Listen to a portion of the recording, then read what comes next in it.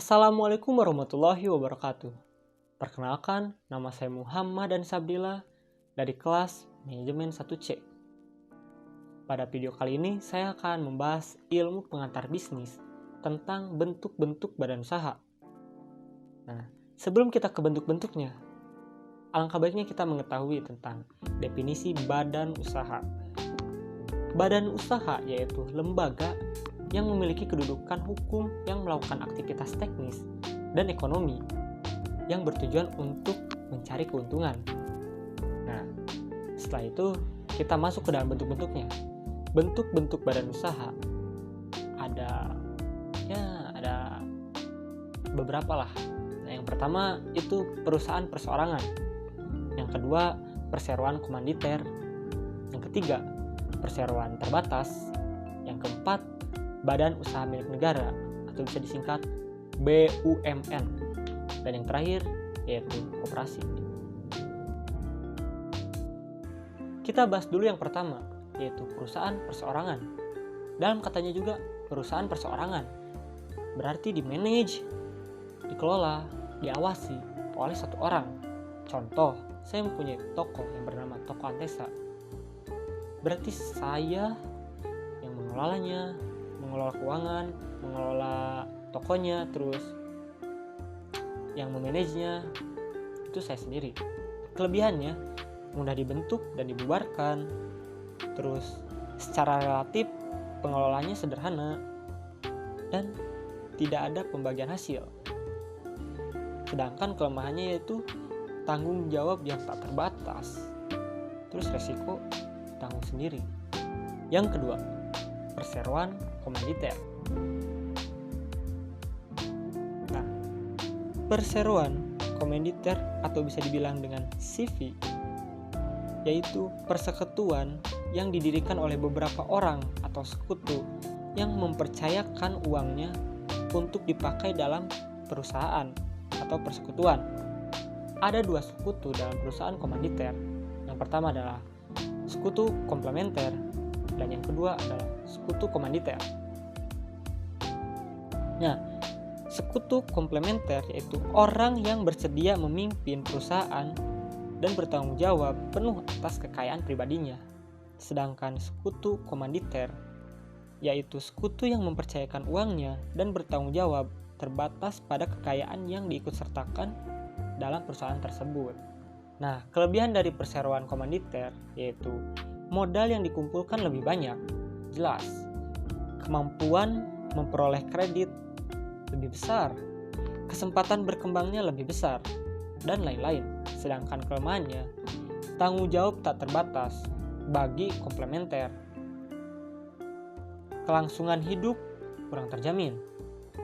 Relatif sulit menarik kembali investasinya. Contohnya itu seperti Adi Buana CV. Yang ketiga, perseroan terbatas atau kita tidak asing lagi dengan kata PT. Nah, PT yaitu suatu badan usaha yang mempunyai kekayaan, hak serta kewajiban sendiri yang terpisah dari kekayaan, hak serta kewajiban para pendiri maupun para pemilik. Contoh seperti Mulia Aji Sakti PT, di belakangnya ada PT ya.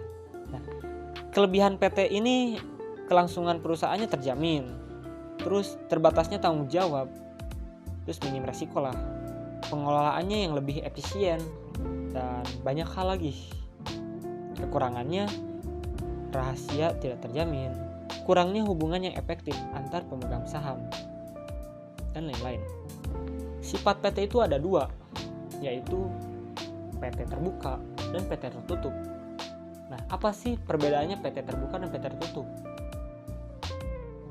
PT terbuka yaitu menjual sahamnya di Bursa Efek Indonesia. Jadi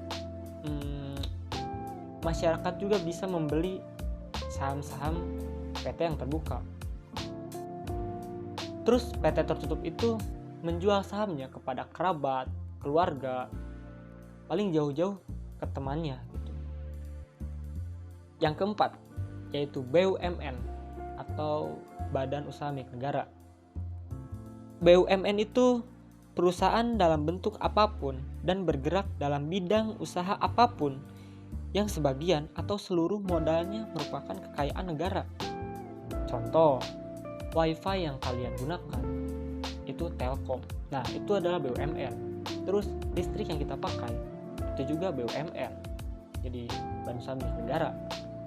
Dan masih banyak lagi. Dan yang terakhir yaitu koperasi. Koperasi itu suatu bentuk badan usaha yang beranggotakan orang-orang atau badan hukum koperasi yang melandaskan kegiatannya pada prinsip koperasi sekaligus sebagai gerakan ekonomi rakyat yang berdasarkan atas azas kekeluargaan. Nah, ada beberapa prinsip koperasi, yaitu keanggotaannya bersifat sukarela, terus pengelolaannya dilakukan secara demokratis, pembagian sisa hasil usaha dilakukan berdasarkan jasa masing-masing anggota, dan juga kemandirian. Ciri-ciri koperasi dibandingkan badan usaha lainnya itu lebih mementingkan keanggotaan, terus anggotanya bebas keluar masuk. Yang terakhir, kekuasaan tertingginya itu dalam rapat anggota. Ada beberapa pengelompokan dalam koperasi, yaitu ada koperasi produksi, koperasi simpan pinjam, koperasi konsumsi, dan koperasi serba usaha. Mungkin segitu saja dari saya. Mohon maaf bila ada kekurangan, ada kesalahan. Wabillahi taufiq wal hidayah. Wassalamualaikum warahmatullahi wabarakatuh.